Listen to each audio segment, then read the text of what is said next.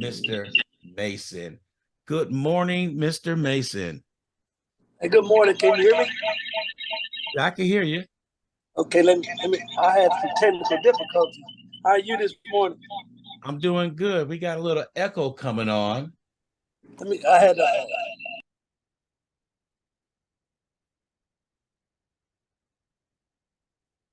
Okay, he'll be right back.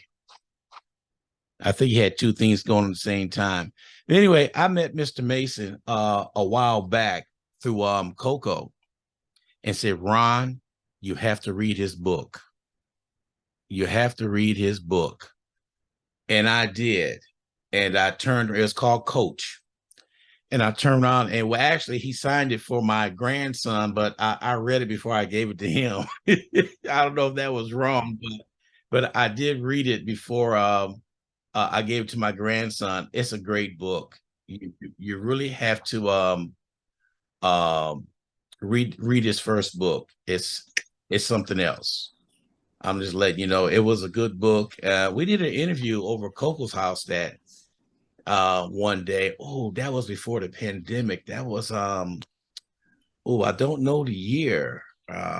2019 or 2018. One of them. Sorry about that, Ron. Okay, we're good now.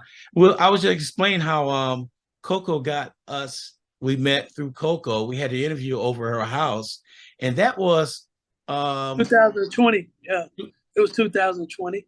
Okay, right. Yeah, after the COVID. Okay, so we did that and interviewed, and I remember you signed a book for my grandson. Yes, sir. But I read the book first before I gave it to him. It was very interesting, and I gave it to him. And do you know that boy is a senior now in high school, and he's dunking over 69 people. I need you to get him down here where I'm at so he can play for me. Yeah, he goes to Harlan High School here. I heard of that. So good. I hope he enjoyed the book. Yeah, so if you look up, I'm gonna give him a little shout out right here. Just go to YouTube for Jaden Gordon. Gordon. Yeah, and my other grandson, he does all the videos of all of him. So give a shout out to my grandson Tamaj. He does the videos and everything. He's got a lot of highlight films he did of him then. And I said, wow, the boy got some ups. Yeah, obviously got some ups. Knocking over 6'9" people. Sounds like a great opportunity for both of them. Yeah, so it's all working out. So let's talk about your book, Coach, before we get into your new book. Yes, sir. That book, I think it was Coco who called me one night. Ron, you got to hear this guy's story. You got to hear it. I said, okay, yes, Coco. She never steered me wrong before, so I wasn't expecting that. And when you told me your story, I was just blown away on the things that you went through and with the book. You want to get everybody to read a digest version of your first book? Yeah, Coach. It's called Coach, The Mediator of Dreams and Destroyer of Generations. Excuse me, I was at work, the bell ring. I had written the book Coach probably 15 years ago. It had a different title, and it had a different meaning to me at the time. I had to really evolve in what I really wanted Coach to say. Not really like a sad story for Jerry Mason or Phil's sad story for me, but to use my story to help people understand how important the journey is, how important the mediators within the journey, mediators being not only coaches, parents, role models, teachers, friends, just everybody that on an everyday basis can affect somebody's life, good or bad, that they can take it to work, maybe lose a job, or take it to work, maybe lose a friend, man, just that word mediator. And so Coach really encompasses everybody that has an effect on somebody's soul, somebody's everyday, somebody's well-being.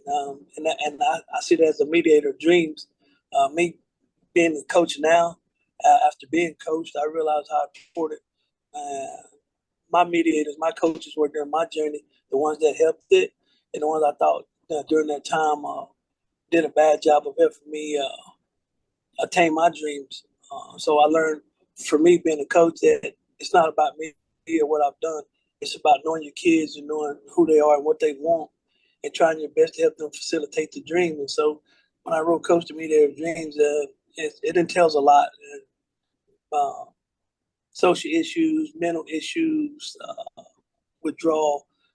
People see the sports and they see the cover and it's got basketball. And they think it's more about sports, but it's more about just the things that people go through when they deal with mediators, good or bad, and just how important the people around us are during the journey. Yeah, a lot of people always bring this up. They see the polished side of a player or of So, a coach. They see the polished side, but they don't see behind the scenes what goes on to get that person, that kid there. Because yes, it's sir. a lot of stuff. The kid could be just as fine as anything out there shooting basketball. He's fine. But sometimes behind the scene, he's fighting his own demons. Oh, And yeah. and people don't realize oh yeah, look at him, but they don't know how what it took for him to get out there to do that. And for you coming out saying all those things with the book Coach, if people read that book, they will understand what goes on behind the scenes. Yes, sir. And that was the whole premise of it. I've always I've always been a storyteller because I'm a dreamer. I think a lot of kids are storytellers. They just don't know how to, put that into fruition and make their own story. We all have a story to tell, and we all have a journey.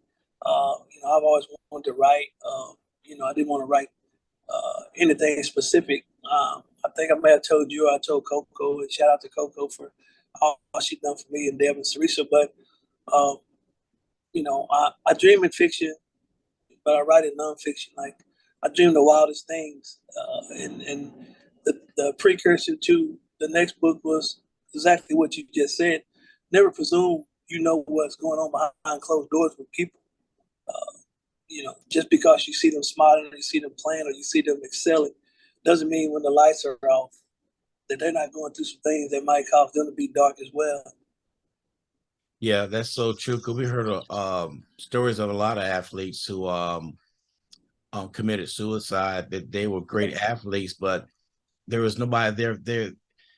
They seek help, but they seek it in a way like they want to be undercover. They don't want nobody to know because they feel if I tell my story or I tell somebody what's going on, American people, Yes, sir. how they turn around and stab you in the back for you coming out saying what's going on with you.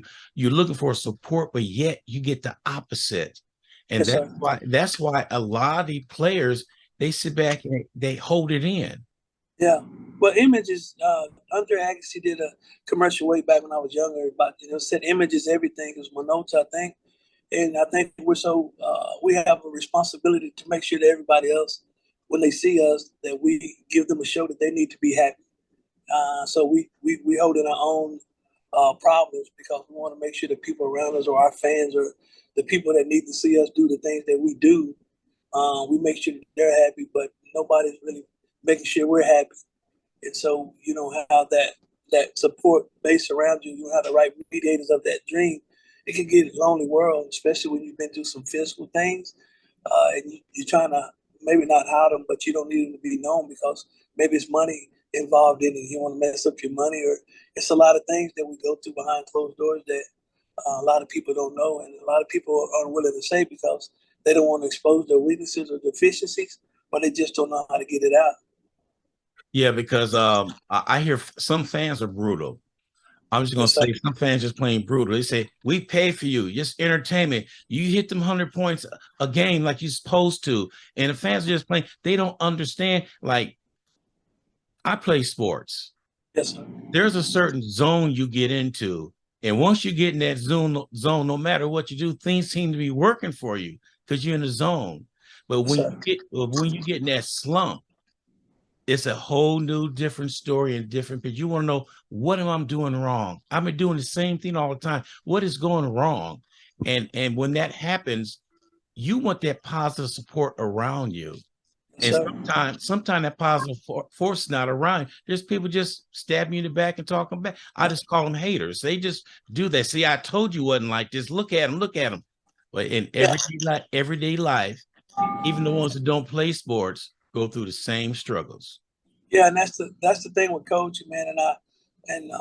It's evolved for me more like I wanted it to, and I just wanted to deviate away from just being sports. It's man, I am a teacher. I do PE some, and it's just so many kids in there that are in that same place that we get as athletes. And you got parents that are in that space, whether it's a job, whether it's the relationship. That's every day, man. Life's tough, and if you ain't got that supporting cast, or the right mediators around you, man, it can, to get in that zone. You say per se, it's probably a 2 out of a 7 game thing, right? And the ones that aren't really tough to know how to coexist with outside the zone, they have a tough time. But a lot of people see the zone, and that's where they make commercials and they make video games about those that get in the zone more often than those that not.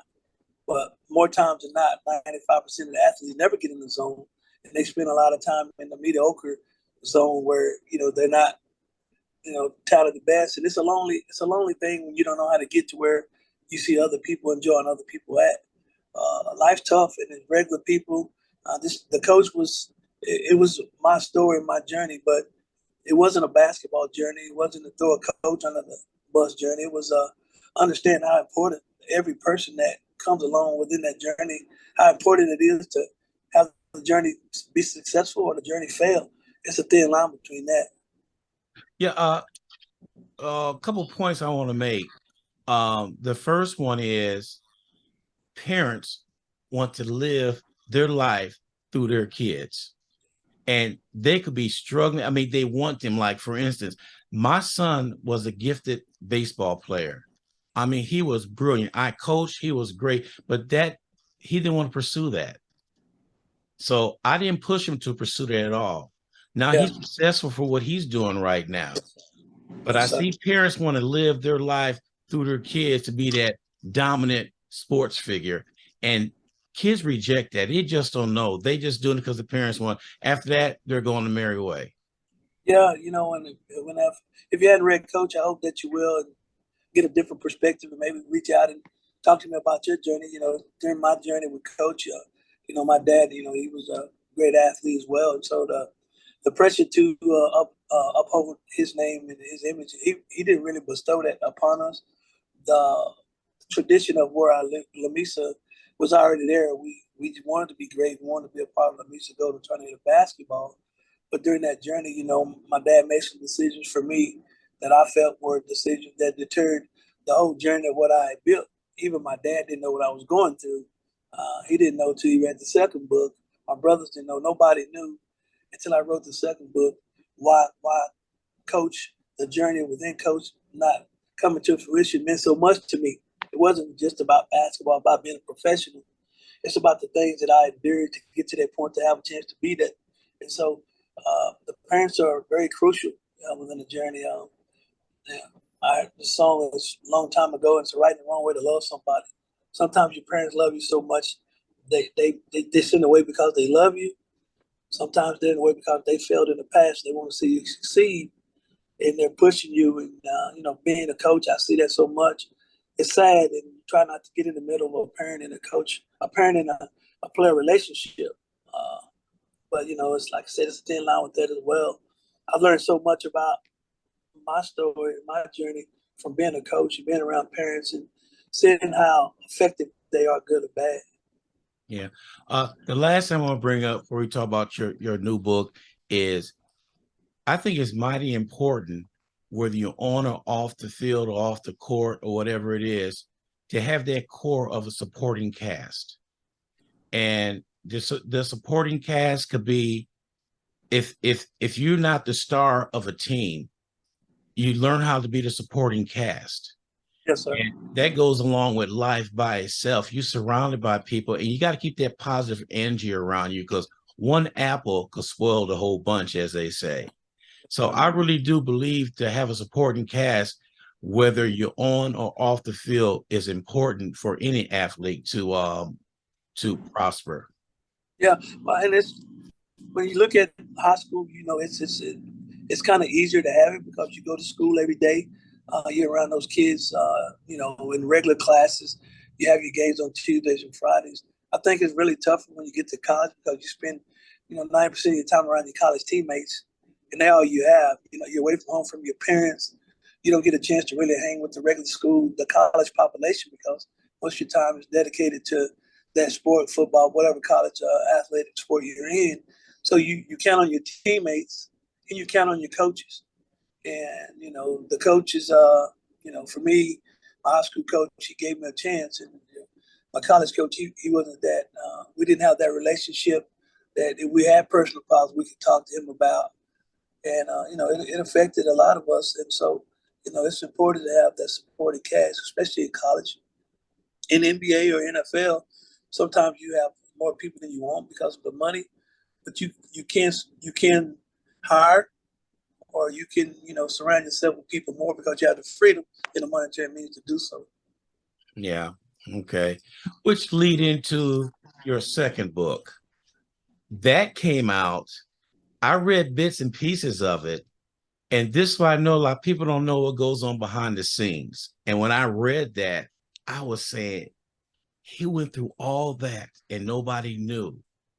So the pain that you went through that nobody knew about.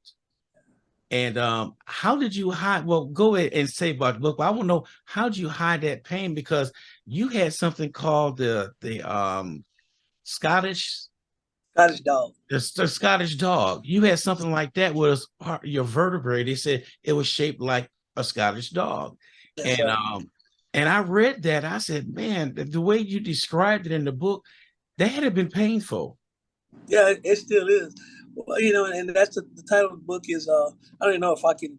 I don't know how to see how I can get this thing up there. And this, so There you this is, go.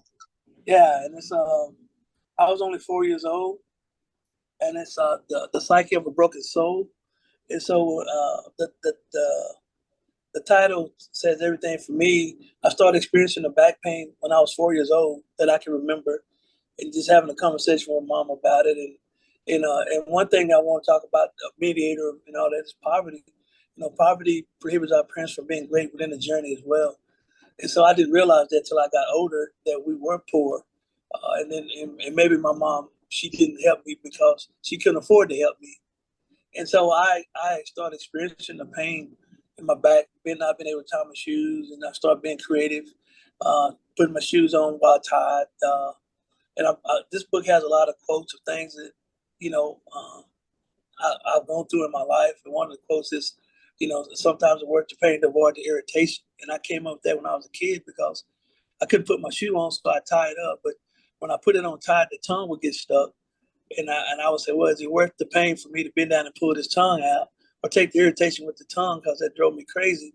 And so sometimes the pain went out, and sometimes the irritation. But that's the way my mind was starting to create as a 4 year old. I didn't know that I was a breech baby till I was 21. So I went, from 4 to 21, just not knowing exactly what it was, but I know it was very excruciating pain, and it still is. But you got to go through it to get to it.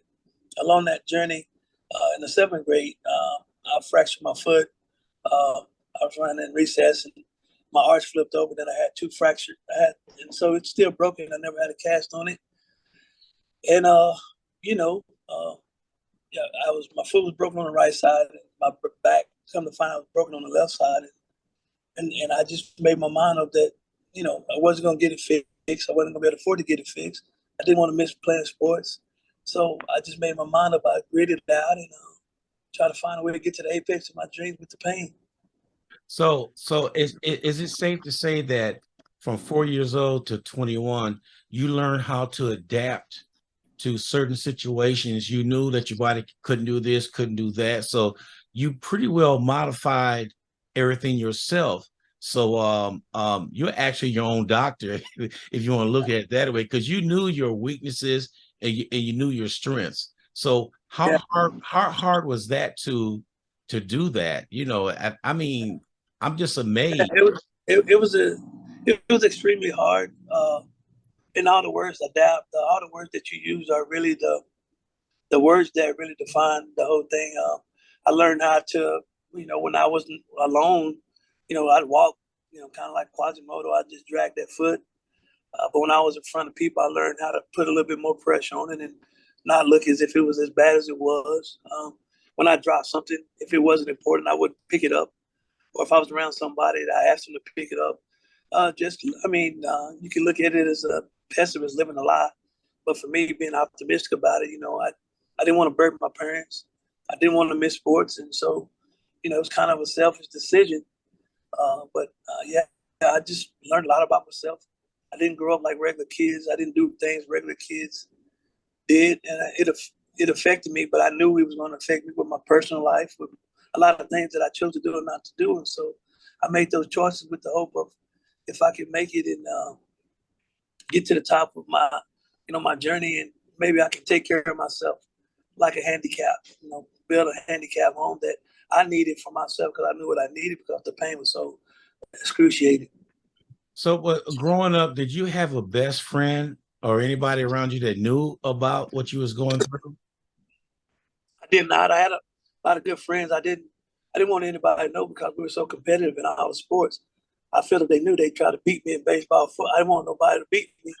And so I didn't want nobody to know, and I didn't want anybody to expose me because if they Yeah. did, then I'm sure people would have stepped up, and maybe I had to have a surgery or I had to do something that would have caused me to not play sports. When I was a freshman in high school, my high school coach did take me to the doctor about my foot, and when they told me it was inverted arch and I had two compound fractures, and that they would have to take a bone out of my femur and put it in my foot. And so, I'm 15 years old. I'm thinking, you got to cut my leg and cut my femur. And I was thinking about the scars. And like, hey, man, I'm going to have a scar on my leg. I might never get a girlfriend. I was just a kid. And then he said, it'd take, 3 years to start rehab. I'm thinking 3 years, I'll be a senior. And, the doctor was like, you won't have a good life if you don't have the surgeries. But to me, not being able to play basketball would have been worse than the pain. So I decided not to have the surgeries and keep it moving. Yeah. Well, that was a tough decision being a freshman, decided not to do that.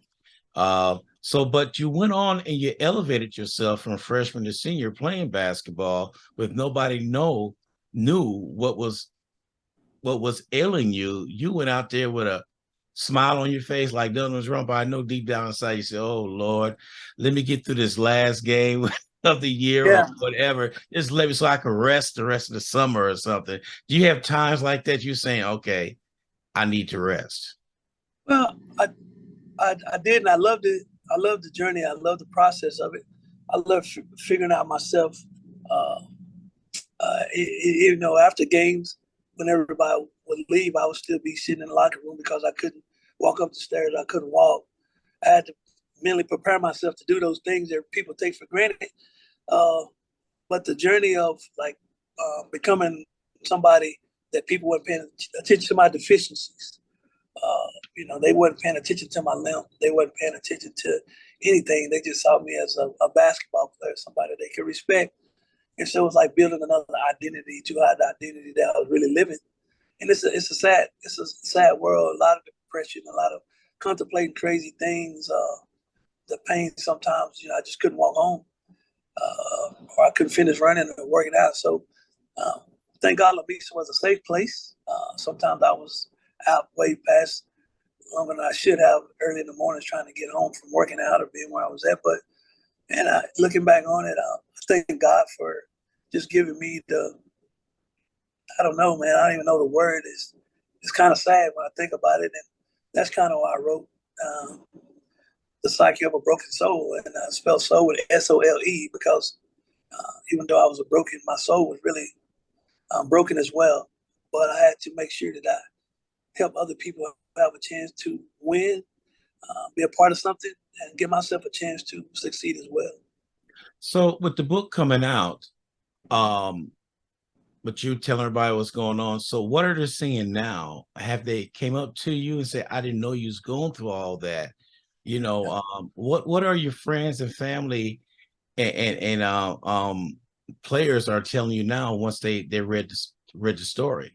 And it's been an outpouring, and especially from my brothers and my dad and just my immediate family, people that I grew up with me every day, people I played with and college teammates, man, just the respect of, I can't believe you did that. You went through that and nobody knew.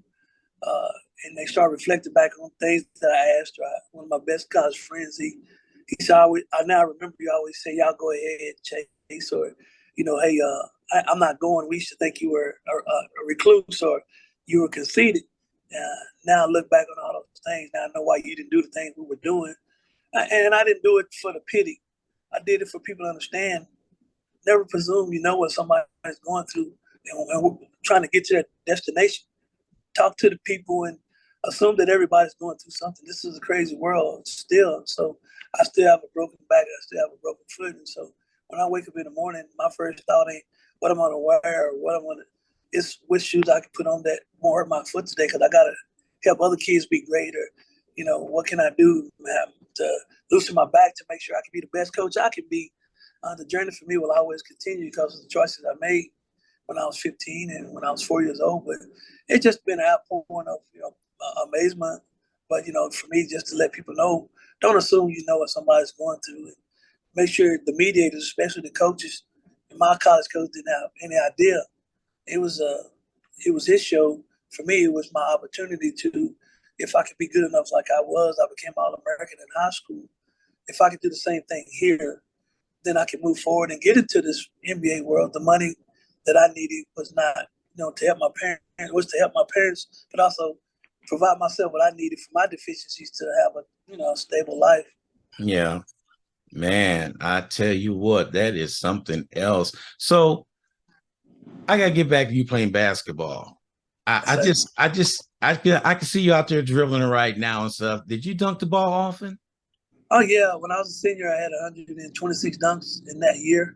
I scored 1,150 points in 1 year when I was a senior. But at the three-pointer, I was all-time leading scorer in my high school, all-time rebounder, all-time shot block, the most dunks. So I had a 44-inch vertical. And it's weird how God works. It's great how he works.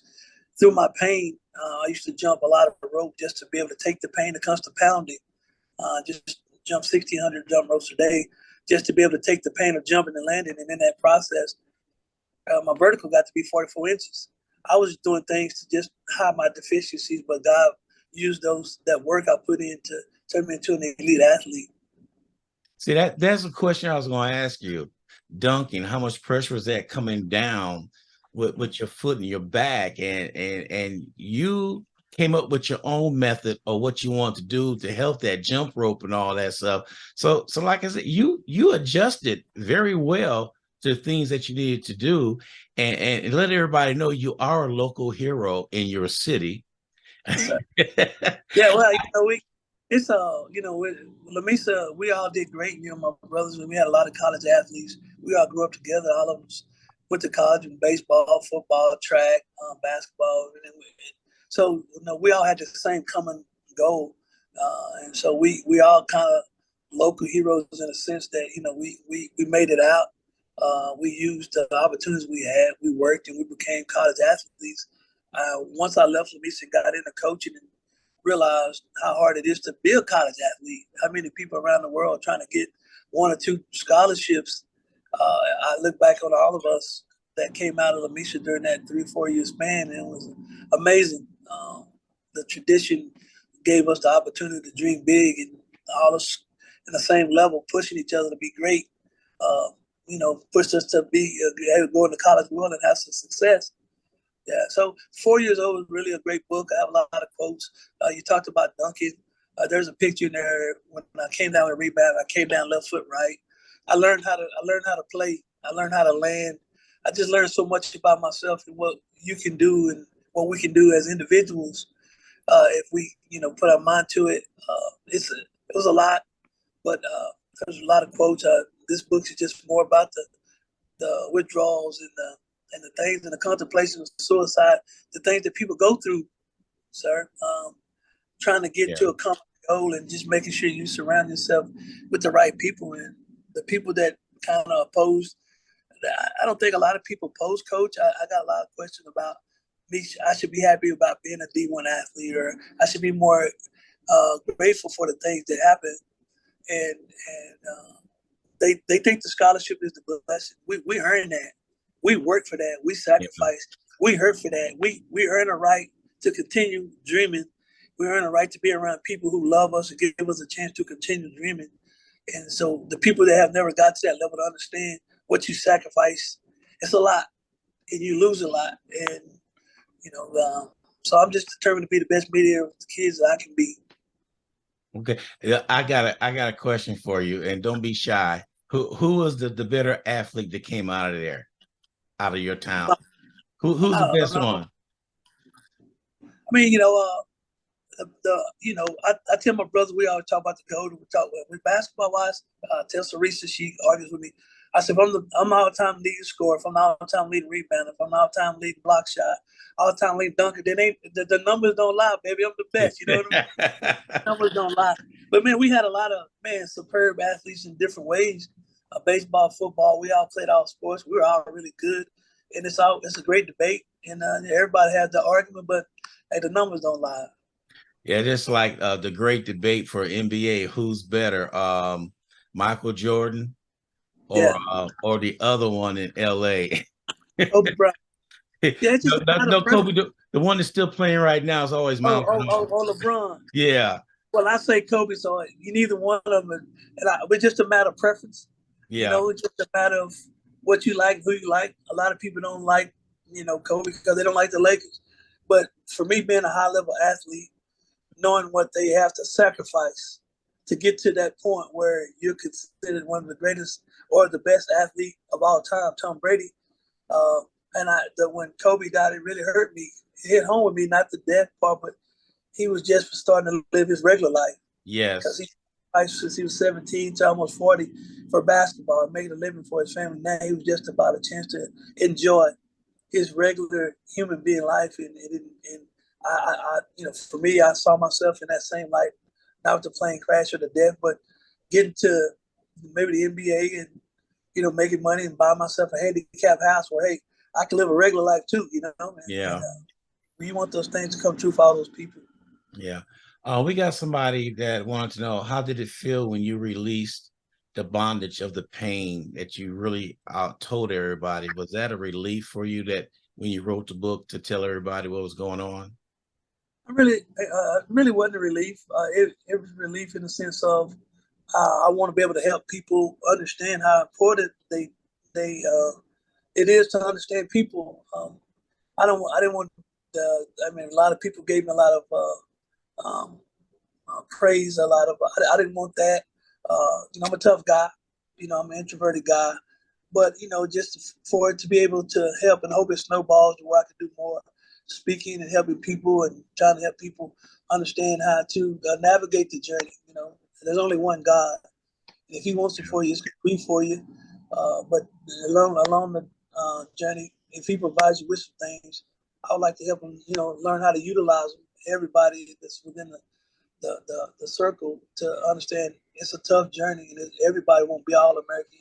Everybody won't get a Division I scholarship, but it doesn't mean we don't love it the same and we don't desire the same. So, it felt good to release it, to be able to help tell a story, but as far as just releasing for my own personal benefit, that wasn't my goal. Okay, so let's talk about what you're doing now. So, what is Jerry Mason doing now? I coached in Ennis for 17 years. I went and coached at 5, and then I road coaching 20, and I was out from 19 to 22. And so in May of 2022, I came back to Ennis. The job came open again. And so I'm back in Ennis, head coach of basketball here again, and trying to help the kids. But I'm also trying to promote, the books, give it to the right people so I can travel more and enjoy the world and enjoy people and their journeys and just sit down and talk to people about my story and try to be as helpful as I can. And so I'm just, taking this new road that God got me on and see where it's going to lead me, man. I'm blessed to be back in Ennis. I love Ennis. They've helped me. When I came in when I was in my 20s, I was at the low point of my life. And just the people I met and opportunities I had to be around kids, Ennis probably saved my life. So I'm thankful to be back a second time, hopefully to help change some kids' lives and keep moving forward with the books, hopefully write some more and, write more helpful things and collaborate with some people to help kids. Yeah, I see a movie. I think this would be a good movie. I'd love to make one. That's I, what yeah. I have somebody right now. She's a Brady fan, and when you said Brady, she said, "Did I hear Brady?" And she know I always mess with her about Brady. Yeah, yeah. know, I'm a Dallas Cowboy fan, but I'm also a fan of. Sorry, the lights came off. Sorry about that. I'm a Right. Dallas Cowboy. I'm a Dallas Cowboy fan, but I wasn't a LeBron fan until he came to the Lakers. You know, I was a Kobe fan. I was my fan, but I'm a fan of greatness. I'm a fan of people who persevere every day. That no matter the obstacles, you know, they're hard to beat, man. And Tom Brady, you know, he a bad boy. You know what I'm saying? Yeah. And I Well, respect. this bad boy is going against your team next week. I mean, this week coming up. He And, a bad boy. He about to have some problems next week. Now we yeah, can't. Yeah, he's a winner, and you know, but you know, I respect what he's done and the sacrifices, and I want to say this about you. You look at Tom Brady, you look at LeBron, and people, they got all the money in the world, they got everything they need, but there's nothing that provides you what sports provides you. There's nothing that provides you that fight, that opportunity to be around that collaboration you have with people just every day. When you leave it behind, that's a whole new world. It's who you are. It's who Tom Brady is, and he's made a lot of sacrifices. People think, you know, he lost his wife, and I don't think he lost it because of football. I don't know. I don't understand the dynamic, but I know he loves football, and it's hard to walk away. And you know, that was kind of my thing with. Don't tell me I should have been happy just to be a Division One athlete. Like I still play. If somebody gave me a chance to play today, I'd break my left foot and play again. I yeah. love it. It's who we are. Amen to that. All right. Man, this is great. Any closing words? Man, I just appreciate you, Ronald, man. Like I said, I always appreciate you supporting me, especially on Coach. I had a chance to come down, and we had a chance to be in Coco's kitchen. It was beautiful, man. Hopefully, I get a chance to come down and talk with you and visit with you again. I'm honored that you had me on this morning, and anybody want to have a conversation with me, you know, you can Facebook me at Jerry Mason Bobo. You want to order a book, Jerry Mason Bobo. Uh, I don't know the other ones, but I do a lot of Facebook sales, communicate with people about their story. And so, you know, find me on Facebook. If you want to talk about the journey, ask me any questions. I'm an open book. You want to do a movie with me? Let's do it. Oh, there you go. There you go. Can I be just a fill-in in the movie, just to walk Uh, through or hey, something? if you feel like, and like I said, we're gonna tell the story, and you're gonna be the one that tell it because you do a great job, man. And you're a great spokesperson, but you also allow a person to tell his story and be open. And I really appreciate you, Ronald. Oh, well, I do appreciate you coming on the show. Thank you, Yes, thank you, thank you. And hey, you really got to come down and see the Divas Ranch. man, they've been on me bad, man. They've been, You got to come down, and yeah, I'm gonna pat myself on the back. Coco had a vision of an outdoor bar. yeah. So she said, well, what do you think about it? I said, okay. So it took me like a couple months. I was working here and there, but it's finished, it's complete, it's all done. And she even got a plaque on top up there with my name on. I said, why am I, you built this bar? So Dude, we got to honor you. I'm coming to San Antonio. I'm coming to San Antonio in March for the Okay. state tournament. So let's hook up then, man. Let's talk, man. And I bring you some books. Let me know. Tell Coco how many books you want me to bring for your nephews, whoever. And I got you, man. All right. I appreciate it. Yeah, I thank you so much, man. Have a good day. All right. You too. We'll talk to you later. All right, brother. Thank you. Okay. All right. Bye.